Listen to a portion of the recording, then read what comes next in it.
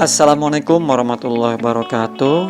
Teman-teman proktor ataupun operator dimanapun berada, kali ini saya akan menjelaskan tentang asesmen bakat dan minat atau disebut ABM, khususnya bagi madrasah aliyah. Sebelum saya menjelaskan tentang asesmen bakat dan minat khususnya untuk madrasah aliyah ini, mohon dukungan subscribe, like, dan komen agar channel YouTube saya ini bisa lebih berkembang dengan baik. Terima kasih. Apa itu ABM? ABM atau disebut asesmen bakat dan minat merupakan tes mengukur potensi seseorang yang dirancang untuk memprediksi kemampuannya pada bidang-bidang khusus serta minat seseorang berdasarkan ketertarikannya pada suatu jenis kegiatan atau pekerjaan tertentu. Tujuan dan manfaat ABM, yang pertama tujuannya adalah memberikan informasi ke siswa, madrasah ataupun orang tua mengenai potensi siswa tersebut pada bidang-bidang khusus berdasarkan aspek yang diukur, sehingga diharapkan dapat membuat arah pengembangan dirinya secara lebih jelas dan terencana. Jadi ini merupakan tujuan daripada dilaksanakannya asesmen bakat dan minat. Selanjutnya manfaat ABM adalah memprediksi kemampuan siswa jika mendapat kesempatan untuk melanjutkan belajar ke jenjang yang lebih tinggi atau pada situasi yang baru.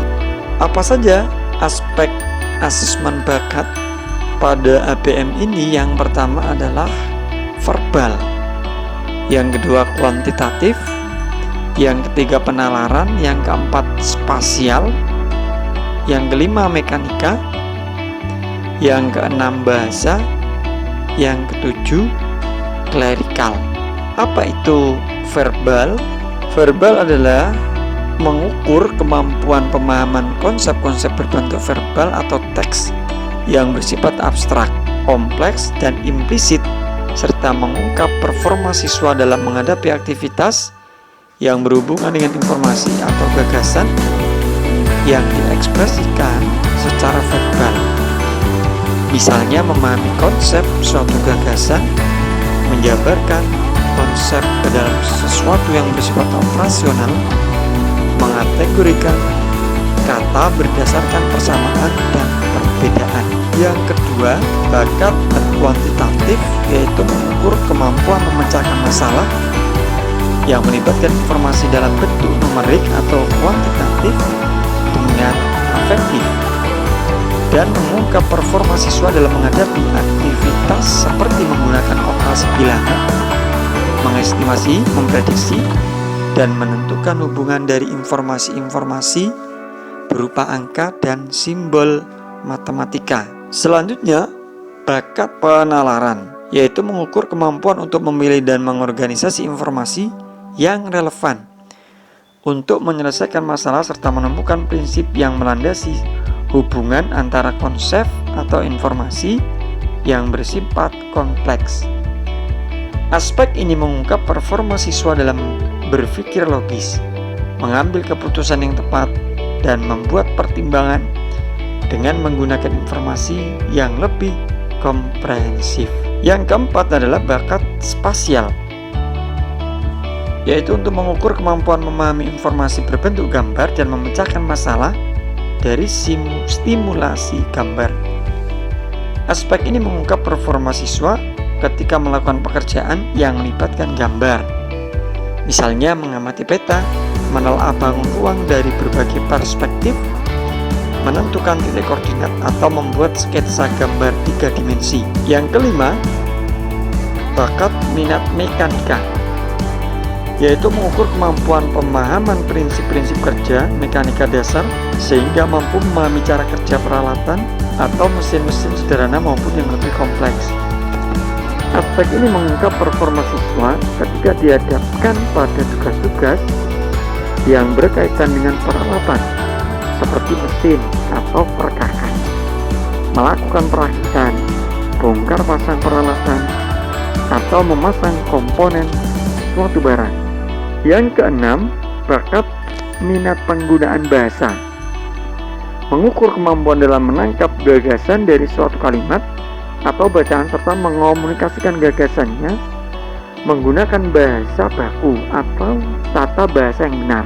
Aspek ini bertujuan mengungkap performa siswa ketika dihadapkan pada tugas-tugas yang berhubungan dengan teks seperti membuat dan menelaah hasil laporan, mengedit suatu berita, serta membuat karangan tertulis. Yang ketujuh, bakat minat klerikal, yaitu mengukur kemampuan menyelesaikan tugas-tugas kompleks yang membutuhkan kecepatan, ketelitian, konsistensi, dan daya ingat, serta mengungkap performa siswa ketika melakukan pekerjaan sederhana berulang, seperti menyortir barang, mengetik, dan mengumpulkan sesuatu yang berulang-ulang dengan cepat. Asesmen minat yang pertama adalah minat dasar, yaitu ketertarikan yang bersifat unik dan relatif menetap yang dimiliki seseorang terhadap aktivitas atau pekerjaan tertentu.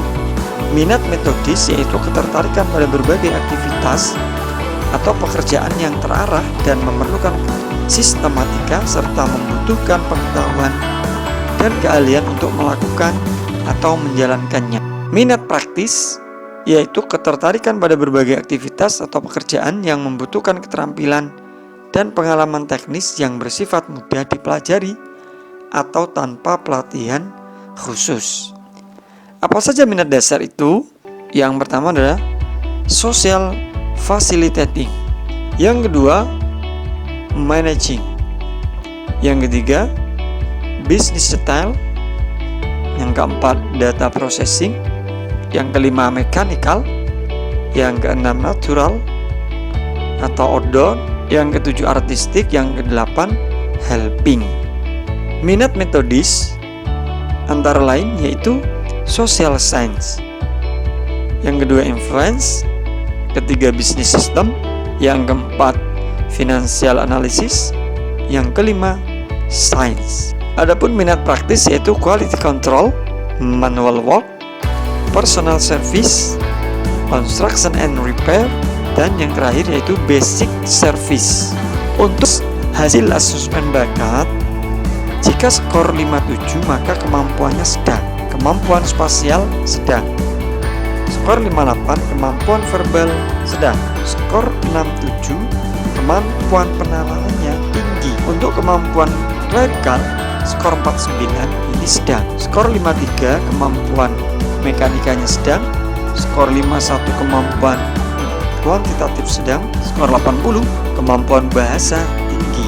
Hasil asesmen minat untuk nilai 58 social facilitating, 53 managing, 51 business style, 56 data processing, 63 mechanical, 73 natural outdoor, 52 artistic, 68 helping, 73 social science, 54 influence, 56 business system, 56 financial analysis, 59 science, 68 quality control, 62 manual work, 63 personal service, 61 construction and repair, 61 basic service. Jumlah dan alokasi waktu untuk asesmen bakat dan minat ini, subtes verbal, subtes yaitu analogi, alokasi waktunya adalah 60 menit. Jumlah soal per subtes yang baru yaitu 10. Verbal, untuk subtes verbal, pemahaman bahasa, pemahaman bacaan. Subtes yaitu 10 menit untuk 10 soal. Subtes kuantitatif, subtes deret, waktu 10 menit, jumlah soal 8. Subtes kuantitatif, subtes perbandingan kuantitatif, waktu 10 menit, jumlah soal 10. Subtes kuantitatif, subtes tabel atau grafik, waktunya 12 menit, jumlah soal 10. Subtes penalaran, subtes analitis, jumlah soal 12, waktunya 12 menit, jumlah soal 8. Subtes figural, subtes analogi figural, waktunya 10 menit, jumlah soal 10. Subtes figural, subtes rotasi 3D, waktu 10 menit, jumlah soal 8. Subtes figural, subtes pola, waktu 10 menit, jumlah soal 6. Subtes mekanik, subtes mekanikal, waktu 10 menit, jumlah soal 10. Subtes penggunaan bahasa, subtes melengkapi kalimat, waktu 5 menit, jumlah soal per subtes yaitu 10. Subtes klerikal, subtes akurasi, alokasi waktu 5 menit, jumlah soal per subtes yaitu 30. Subtes klerikal, subtes kode ingatan atau memori, jumlah soal 5, jumlah soal per subtes 20. Total untuk waktunya adalah 120 menit dengan jumlah soal yaitu 160.